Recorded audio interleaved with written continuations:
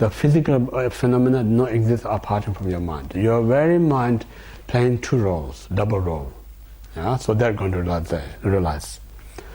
So in this way, then that time what we realize is like now physical independently not really existent, it's empty by itself, only just mental manifestation. Yeah. Then now second we have to think about the mind that's seeing phenomena. Are they true or not? We have to think about it. We have to analyze that. Yeah. So like what we're saying, like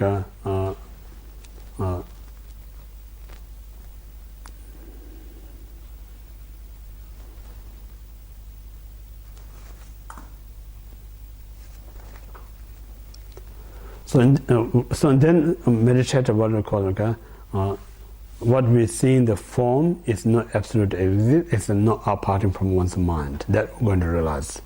Once you realize that, now think all three realms is not mere mind, nothing else. That's what we call the Chitta Matra, only mind. Yeah? So Chitta Matra and only mind slightly different. Chitta Matra is one Buddhist school. This is like a mind is absolutely existent. But Madhyamika, like I say, like everything that you see is no other than mind, and they expect everything's mind. But this very mind, we know saying is absolutely existent, truly existent. So now we have to investigate this very mind, because in a sutra state, like you must investigate all phenomena. You know, so you must investigate all phenomena means like they include also mind. No, we not just only investigate the physical phenomena whether they exist or not, we also investigate our mind. So when we investigate our mind, then we have to go through like a this kind of investigation, I think.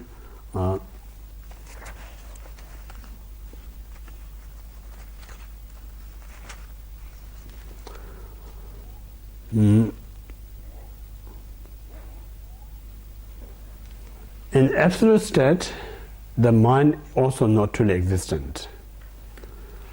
Mind is also not truly existent. It's a faulty mind. What we're saying is like again use the dream. In the dream time, we see the phenomena. We already know this phenomena is no other than your own mind. Yeah. So this very mind also not really exists. When we awake, that mind also not there. If the mind is really exists, then when we awake, still should have that mind. And if the mind is there, still we should dream that about it.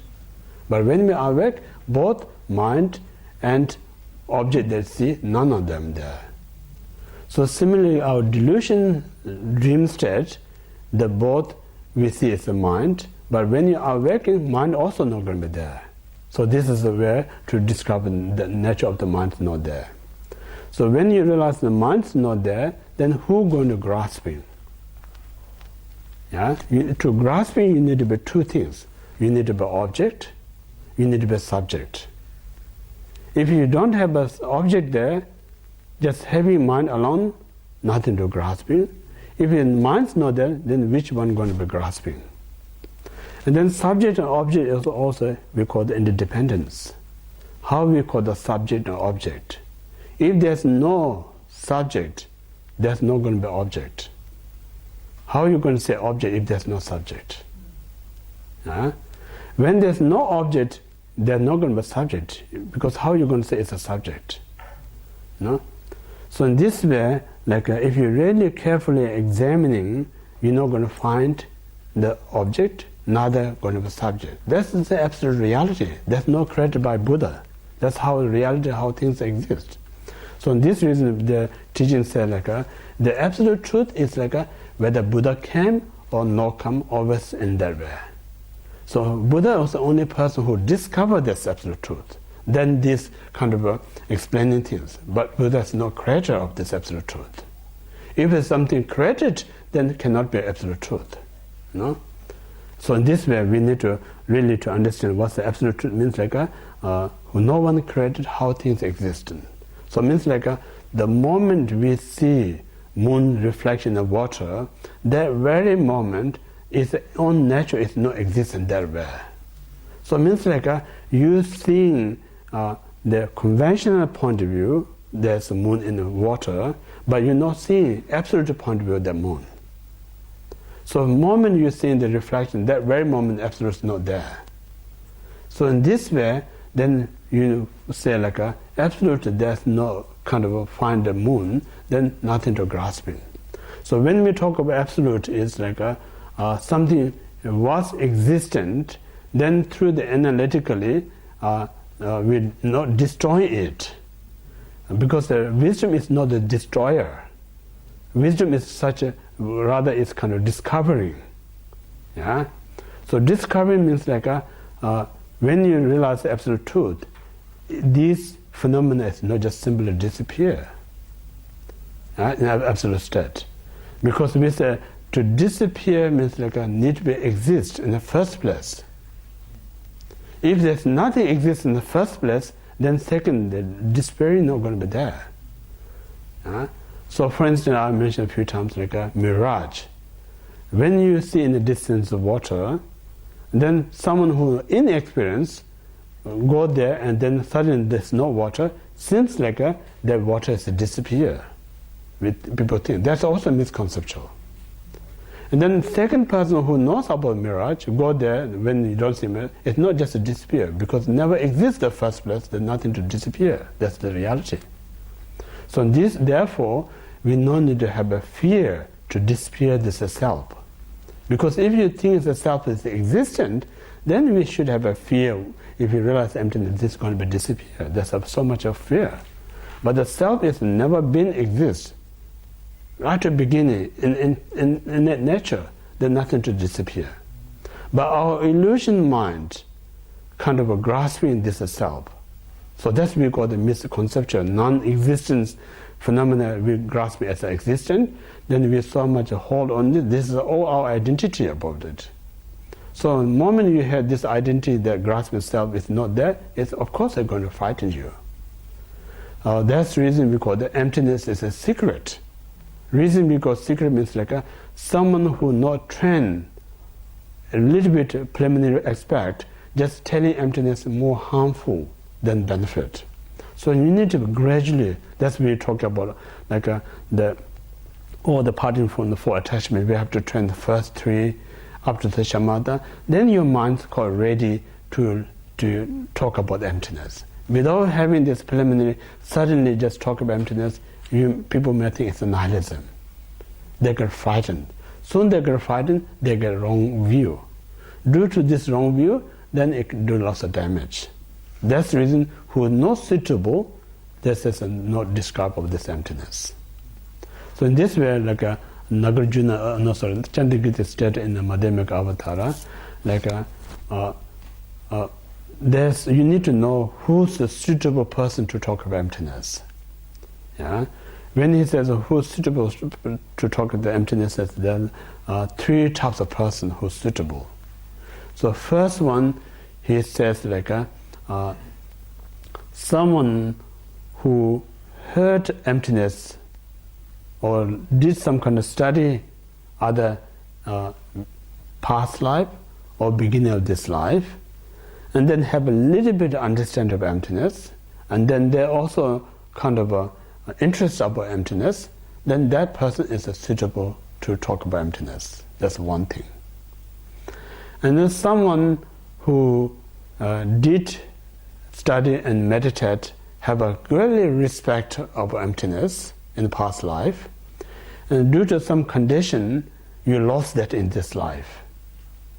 And then suddenly, because you have a strong this experience in your mind, due to some condition, you manage to hear this teaching of emptiness. Moment you hear the word of emptiness, like almost like you excited, long lost, your family found it, that kind of like all the goosebump up, tears comes, so much joy when you just hear the emptiness. That also sign that person is suitable to talk emptiness, second type of person. And the third person is like someone who so much criticism about the emptiness or truth, but same time not really criticism, but he really arguing. himself or pushing hard to understand what's the really absolute truth. He really wants to seek in this absolute truth, but so far not get a good reason to prove it, so still so much argument or debating kind of person. So that person also have the opportunity to understand, because you only need to do is like his or her point of view, the arguing, you need to have a very valid logical reason to give the person. So when you give very logical reason, so the moment that, because the person is called intelligent one hand, another one hand is a bit stubborn, another hand is a bit intelligence. So combination stubborn and intelligent. So now you need to be very good logic, so he really can easy to accept it. So the moment you accept, they can very easy to understand the emptiness. That's the third. So that's really like in ancient time, many Indian great philosopher debate with the great Hindu philosopher. The reason that the debate is like not saying like Buddhism is better than Hinduism. Neither Hinduism says better than Buddhism. Just simply wisdom debate. Say like a normal we discuss. Like we not discuss like say I want to do my way. That's discussion, not the right discussion. What we discuss is like what I see is like I have a better reason. So that's the reason I think my way is right. Then, and that someone who has that kind of follow the logic is very good to discussion. You know how to do discussion, because only this person thinks my view is right because he thinks my logic is better.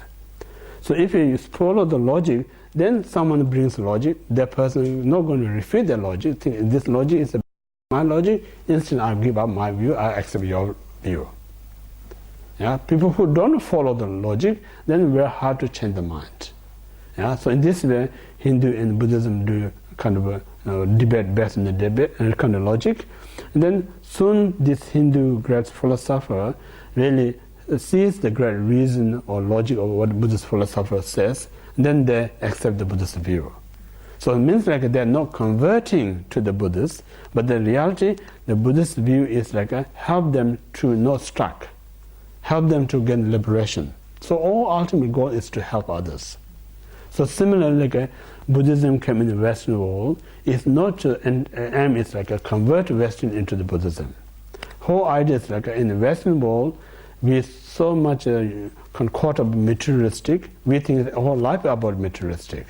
So due to that, there is so much suffering due to the material. So Buddhist philosophy explained material end of the day is not every answer for everything.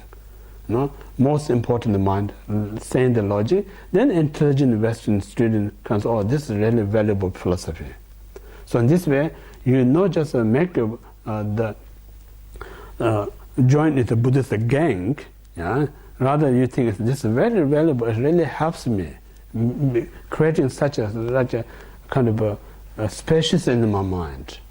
It brings much more kind of make sense things how the world existent. So it somehow gets tremendous benefit. So in this way, we benefit. So we all see it's like so much beneficial. Yeah. So in this way, anyway, like the mind, all phenomena is the mind. Mind also not truly existent, like a dream mind. Yeah. So that's the first we say all phenomena is a mind. The mind is also like illusions. So now illusion means like for instance, second, everything's illusion. Everything illusion means like the magician shows us magic. When magic shows us the magic, all of us know what we see is not the real, but still we enjoy it. Yeah. Then this very mind is not the true mind, because if a true mind, then we're not going to see the illusion. So mind itself is not real. Kind of what I would say, mind itself is an illusion. Yeah. So anything is an illusion, it's not real exist. Make sense or not? Like a dream mind. Yeah. Dream mind is like an illusion. So only true while we're dreaming, but when next morning when we are awake, that very mind is not truly existent.